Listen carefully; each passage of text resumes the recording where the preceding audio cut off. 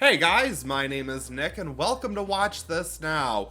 Well, here we are again. Once again, a whole bunch of stuff is leaving a streaming service. I have to say, for the millionth time, I cannot stand licensing agreements because this is so annoying. You get all this stuff on your streaming service list that you want to watch, then it's gone. And Amazon is particularly difficult when it comes to finding what is leaving the streaming service. I had to actually click on so many different movies. You have to go to that title's actual page to see if it has that little marker that says leaving April 30th or leaving May 1st or whatever. I swear I clicked on like 1,000 things to be able to compile this list here, and I'm sure it isn't everything leaving Amazon Prime, but this is what I found for sure from my research. So let's get into it so that you know what to watch on Amazon before the end of the month. Now, I'm sure by the time that I get this up, it will be way too late, but on April 24th, we do lose The Adventures of Priscilla, Queen of the Desert, which is unfortunate because this is a hilarious Australian comedy about three drag queens played by Terrence Stamp, Hugo Weaving, and Guy Pearce, which is just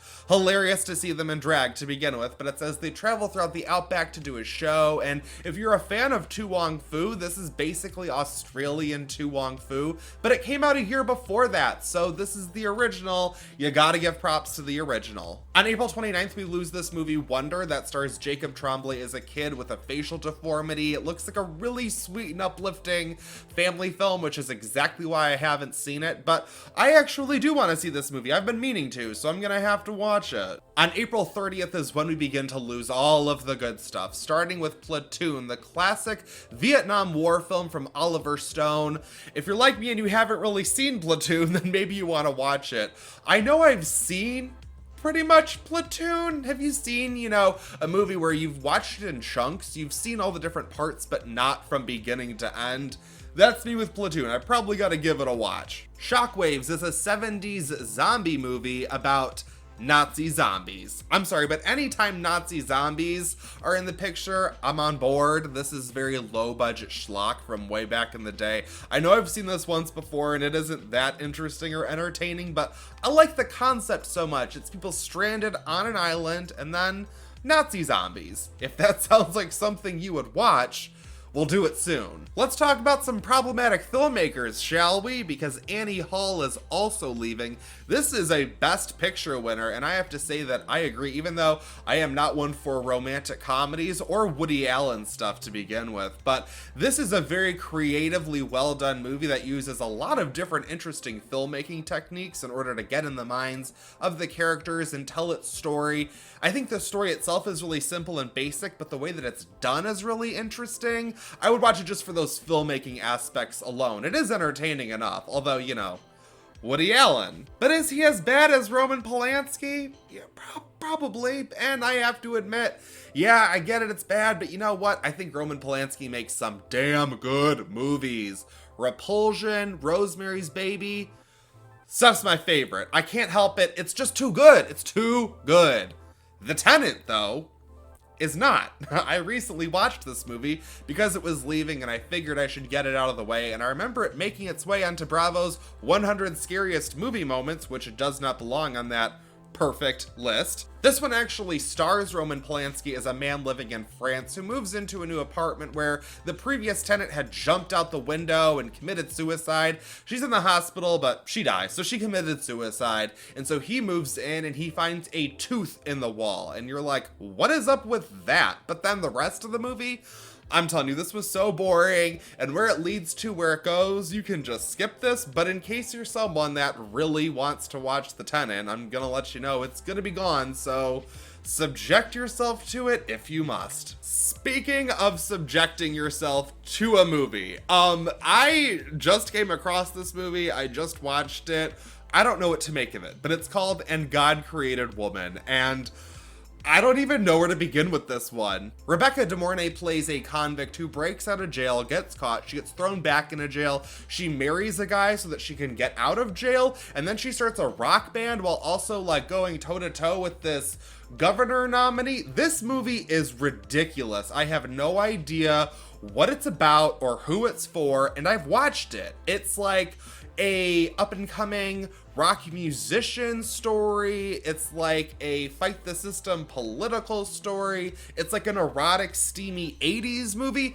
This is ridiculous. I don't even know what to say about it. I think I'm gonna start a podcast dedicated to just dissecting this movie. If you're someone that likes bad movies and just ridiculous stuff, then I would say watch it for that. If you are not someone that can get into that, then stay very, very far away. Next up is The Stendhal Syndrome, a movie directed by Dario Argento that follows his daughter, Asia, who is a police detective who ends up being afflicted by this weird syndrome where when she is around works of art, she just like completely loses herself in the artwork, and then she like doesn't know what's going on. And it's a real big problem because she's supposed to be investigating this like rapist murderer, and she keeps just like bumping into paintings then being like, whoa. There are some really interesting sequences when she is sucked into these paintings, and it's very visually impressive, but the story itself, my god, I watched this last night, and like the first hour of this 2-hour movie is pretty much a movie on its own, and then the other half is just like,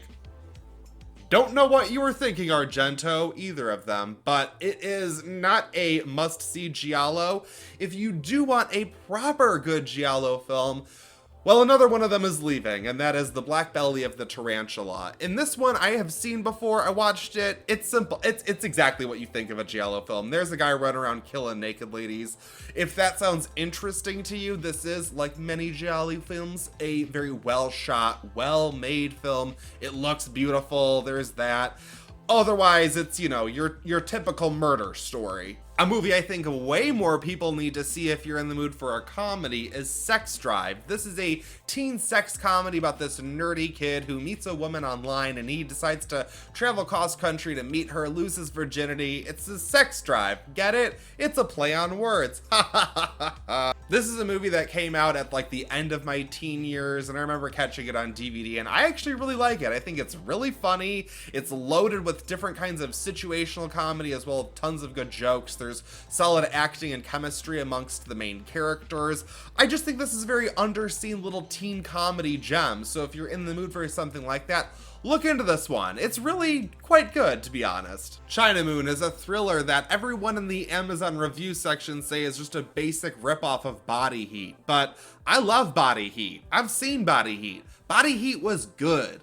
China Moon is not. I watched it because I'm like, I love a good ripoff. I could use a second Body Heat, but this one isn't even that sexy. It's just, you know, a woman wants to get rid of her husband, so she frames some other guy for his murder, but then the way it all comes together, it wasn't Body Heat. However, if steamy thrillers, I don't even think it gets that sexy. There's like maybe a scene or two, but whatever. It's very early 90s. But if that sounds like something that you would be interested in, Benicio del Toro gives a solid early performance in his career. Otherwise, this one, it is quite basic. It's a tad forgettable. Hell, it's really forgettable. I forgot what this movie was about as I was talking about it, so what does that tell you? Now we have 2 movies that I have not seen, but I do want to throw them out there for in case anyone is interested in them or, you know, whatever. One of them is Delicatessen, a French film that is said to be a post-apocalyptic dark comedy.